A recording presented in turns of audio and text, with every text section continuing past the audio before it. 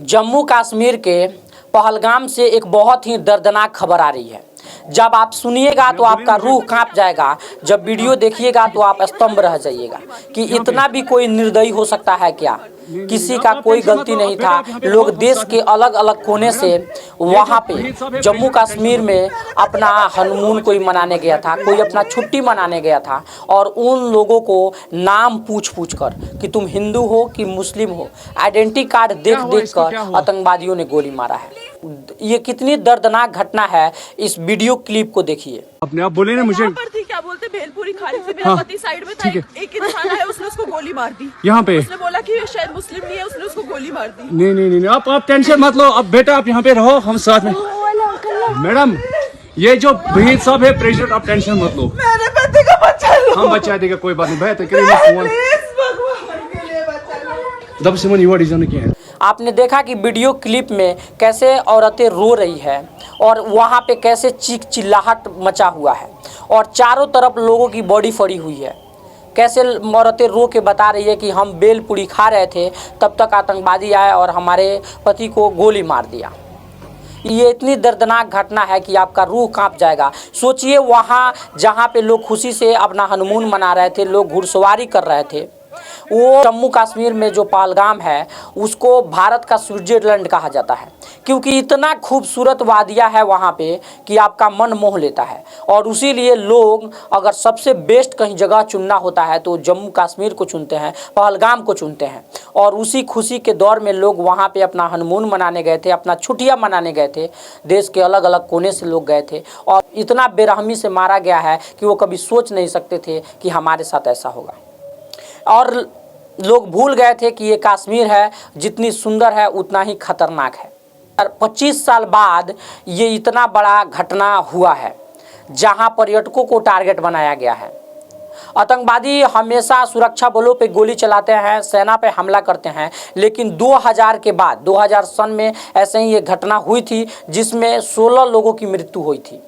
और ये 2025 में ये बहुत बड़ी घटना हुई है जहाँ पे 28 लोग मारे गए हैं, और वो भी पर्यटन थे और जो जम्मू कश्मीर में घूमने गए थे।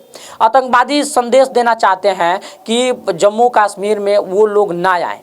इसका जो जिम्मेवारी लिया है वो TRF आतंकवादी संगठन ने लिया है, जो कि इंटरनेशनल संगठन है और जम्मू कश्मीर का लोकल संगठन नहीं है। जो जम्मू कश्मीर के लोकल आतंकवादी होते हैं वो लोगों को टारगेट नहीं करते हैं, पर्यटकों को टारगेट नहीं करते हैं, क्योंकि पर्यटक जब घूमने जाते हैं जम्मू कश्मीर में तभी उन लोगों का भरण पोषण चलता है, क्योंकि वहाँ के व्यापार पे असर पड़ता है और उन्हीं लोगों को दिक्कत का सामना करना पड़ता है। इसीलिए जो लोकल आतंकवादी हैं, जो जम्मू कश्मीर के हैं, पहलगाम के हैं, ये पर्यटकों पर हमला नहीं करते हैं। ये जो TRF जो संगठन है ये इंटरनेशनल संगठन है और इसमें जो 4 आतंकवादी थे वो पाकिस्तान के थे और उन्होंने सिविलियन को टारगेट बनाया। और सबसे दुख की बात यह है कि वो पहचान पूछकर कि तुम हिंदू हो कि मुस्लिम हो, और तब आतंकवादियों ने गोली मारा। कितनी नफरत। इसको आतंकवाद नहीं कहेंगे, इसको हम जिहाद कहेंगे, क्योंकि इतनी नफरत क्यों और क्या साबित करना चाहते हो? नाम पूछकर गोली मारने से क्या साबित करना चाहते हो? एक औरत रो के कह रही है कि जब मेरे पति को आतंकवादियों ने गोली से मार दिया तो हमने कहा कि हमें भी मार दो, लेकिन वो बोला कि नहीं, हम तुमको नहीं मारेंगे, ये बात जाकर अपने प्रधानमंत्री से तुम बताना। नरेंद्र मोदी जो सऊदी अरब के दौरे पे गए थे, अपना दौरा बीच में रद्द करके वापस आ गए हैं। अमित शाह जम्मू कश्मीर पहुंच गए हैं, आज घटनास्थल का दौरा भी करेंगे, लेकिन कोई भी समझ नहीं पा रहा है कि आतंकवादियों की मंशा क्या थी और क्यों वो जो लोग खेल कूद रहे थे उनके बीच आए और नाम पूछ पूछ कर आतंकवादियों ने गोली मार दिया। बेरहमी की सारी हदें पार कर देने वाले इन आतंकवादियों की सोच को आप क्या कहेंगे? अब उम्मीद है कि सरकार इसमें क्या रोल निभाती है और सरकार उन लोगों से कैसे बदला लेती है। सेना कल 3:30 बजे से ही क्षेत्र में उतर गई है। पठार या पहाड़ चारों तरफ आतंकवादियों की खोजबीन जारी है। अभी उनकी कोई भी सूचना नहीं मिल रही है कि आतंकवादी हमला करके किधर भागे हैं, कहाँ गए हैं, कोई सूचना नहीं मिल रही है। लेकिन एक सबसे बड़ी अफसोस की बात यह है कि आखिर मेरी सेना, हमारी सरकार बार बार क्यों शांत हो जाती है। वो क्यों भूल जाती है कि ये जम्मू कश्मीर है और यहाँ पे आतंकवादी हमला हो सकता है। 2016 में जो लोग अमरनाथ की यात्रा कर रहे थे उस वक्त भी आतंकवादी हमला हुआ था जिसमें 18 श्रद्धालुओं की मौत हुई थी। क्यों लोग समझ जाते हैं कि ये शांत हो गया है। 370 का आर्टिकल हटने के बाद जम्मू कश्मीर बिल्कुल आतंकवादी मुक्त हो गया है। हमारी जो इंटेलिजेंट है वो क्या कर रही थी, कहाँ सो रही थी कि इतनी बड़ी घटना को अंजाम देकर आतंकवादी आए और चले गए। सवाल तो इस पे बनता है। लेकिन जब आदमी कोई भी व्यक्ति सवाल करता है तो उसको देशद्रोही घोषित कर दिया जाता है। जब इसमें कहीं ना कहीं चूक हुई है और हर बार हम जब भी आतंकवादी हमला होता है तो हम कहते हैं कि हम बदला लेंगे। हम ये क्यों नहीं कहते हैं कि आज के बाद हम आतंकवादी हमला नहीं होने देंगे, या होने वाला होगा तो हम पहले हम खबर कर लेंगे और उनको ठोक गिराएंगे।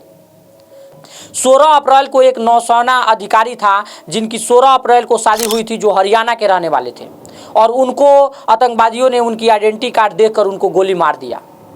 बताइए उस पत्नी पे क्या बीत रहा होगा जो 16 अप्रैल को जिनकी शादी हुई थी और 22 अप्रैल को उनकी पति को उनके सामने गोली मार दिया जाता है।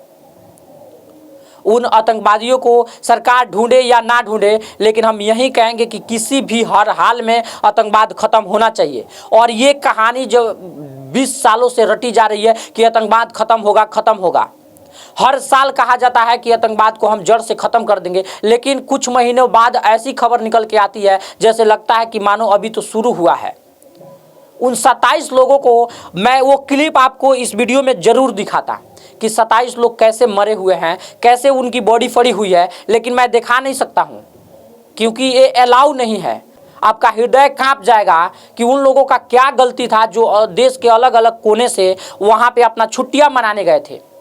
वो जम्मू कश्मीर के लोगों को खुशी देने गए थे। उन लोगों का भरण पोषण उसी से चलता है जब पर्यटक जम्मू कश्मीर में जाता है। लेकिन इस पे आने वाले समय में जम्मू कश्मीर के पर्यटक पे काफ़ी भयंकर असर पड़ने वाला है और बहुत लोग अब जम्मू कश्मीर घूमने नहीं जाएंगे। अब देखना यह है कि इसमें सरकार एक्शन क्या लेती है और कैसे आतंकवादियों को ढूंढकर हमारी सेना निकालती है। सेना के काबिलियत पर हमें शक नहीं है। सेना जो हमारे देश की सेना है वो सबसे ताकतवर सेना है और बहुत बहादुर है।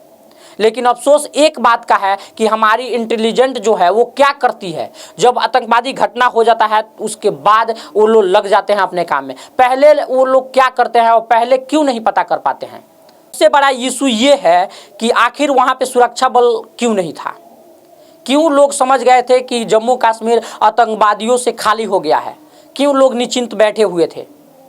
ये बहुत सारा सवाल है। बाकी अभी जो लोग मर गए हैं हम भगवान से विनती करेंगे कि उनके परिवार वालों को सांत्वना दे। बाकी सभी देश एकजुट साथ होकर, सभी विपक्ष और पक्ष के नेता एक साथ होकर एक मंच पे आएँ और इस आतंकवाद को मुंह तोड़ जवाब दें ताकि फिर ऐसी दोबारा हमला नहीं हो। हमला से हम सीखे, ये नहीं कि बार बार हमला का इंतजार करें। मिलते हैं अगले वीडियो में। मैं बिहारी बाबू चैनल से भानु प्रताप। जय हिंद, जय भारत।